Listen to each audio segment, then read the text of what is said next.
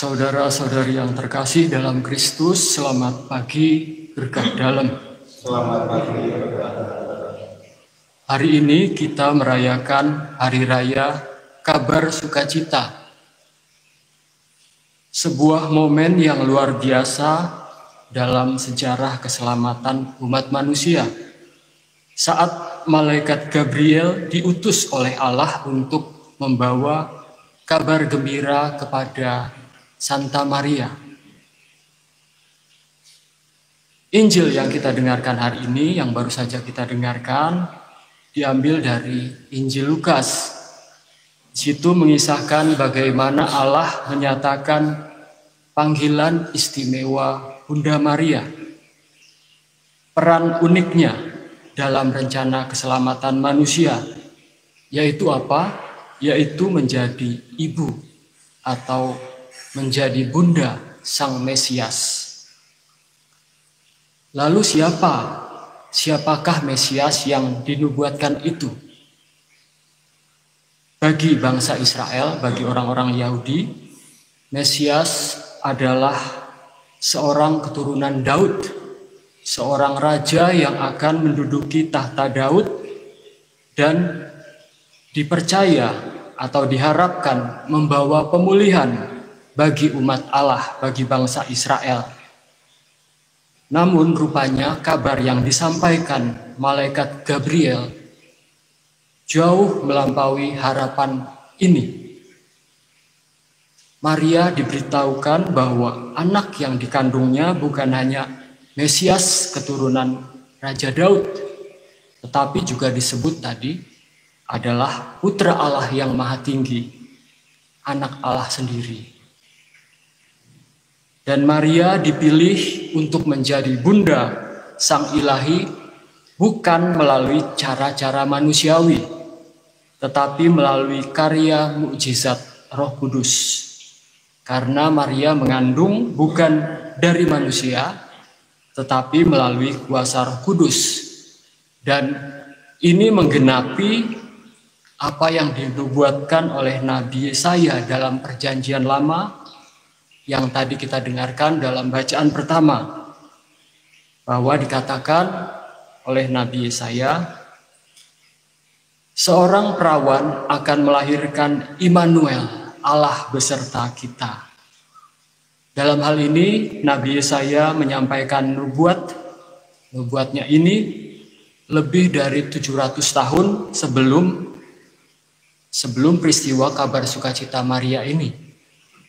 Itu untuk menunjukkan bahwa Allah setia. Allah akan senantiasa menopang atau menjaga garis keturunan Raja Daud.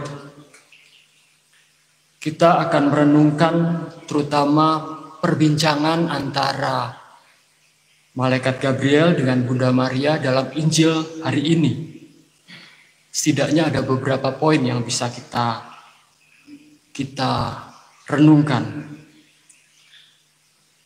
Dikatakan bahwa ketika malaikat Gabriel menyapa Bunda Maria, ia berkata, "Salam, hai engkau yang dikaruniai, Tuhan menyertai engkau." Kata salam dalam bahasa Yunani, dalam bahasa asli Injil Lukas, tidak hanya berarti sapaan biasa, seperti halo atau hai, seperti itu ya. Tapi juga bisa bermakna bersukacitalah atau bergembiralah. Para bapak gereja melihat ini sebagai panggilan bagi Maria. Sapaan malaikat Gabriel ini adalah panggilan bagi Maria untuk bersukacita karena ia telah dipilih secara khusus oleh Allah. Lalu malaikat Gabriel juga mengatakan bahwa ia penuh rahmat atau Maria penuh rahmat. Itu berarti bahwa Maria telah menerima kepenuhan kasih karunia Allah bahkan sebelum menerima panggilan ini. Inilah yang sebenarnya menjadi dasar bagi dogma gereja tentang Maria yang dikandung tanpa noda dosa, yang diperingati, dirayakan oleh gereja setiap bulan Desember. Ketika Maria mendengar kabar ini, tentu saja secara manusiawi Bunda Maria tidak langsung memahami sepenuhnya seperti itu. Maka ia bertanya, bagaimana hal itu mungkin terjadi karena aku belum bersuami? Ini bukanlah suatu tanda ketidakpercayaan, melainkan suatu ungkapan, ekspresi keheranan, dan juga suatu keterbukaan hati. Malaikat Gabriel lalu menegaskan bahwa semuanya akan terjadi karena karya Roh Kudus. Roh Kudus akan turun atasmu dan kuasa Allah yang Maha Tinggi akan menaungi engkau. Akhirnya dalam iman dan ketaatan yang sempurna, Maria memberikan jawaban yang sebenarnya menjadi pusat dalam perayaan kita hari ini, yaitu sesungguhnya aku ini adalah hamba Tuhan, terjadilah padaku menurut perkataanmu.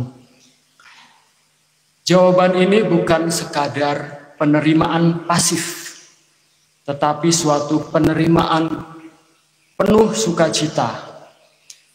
Dalam teks asli Yunani, kata yang digunakan adalah genoito moi. Itu menunjukkan suatu keinginan yang mendalam.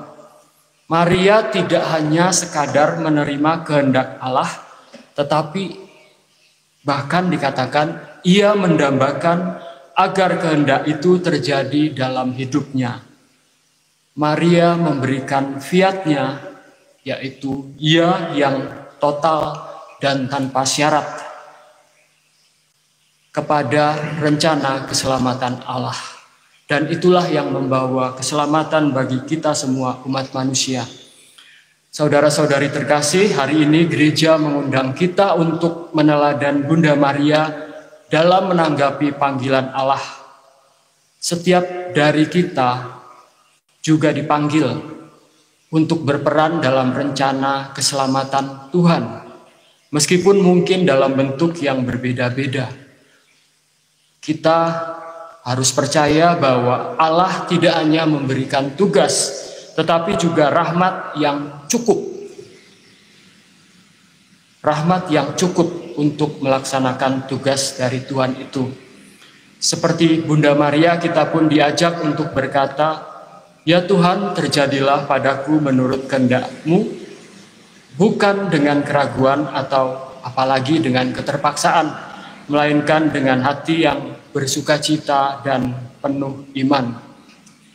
Semoga melalui perayaan ini kita semakin diteguhkan dalam iman, semakin terbuka terhadap kehendak Allah, dan semakin percaya bahwa bersama Tuhan, bersama Allah, tidak ada sesuatu yang mustahil. Bunda Maria telah memberikan teladan, kini giliran kita untuk menjawab panggilan Tuhan dalam hidup kita masing-masing.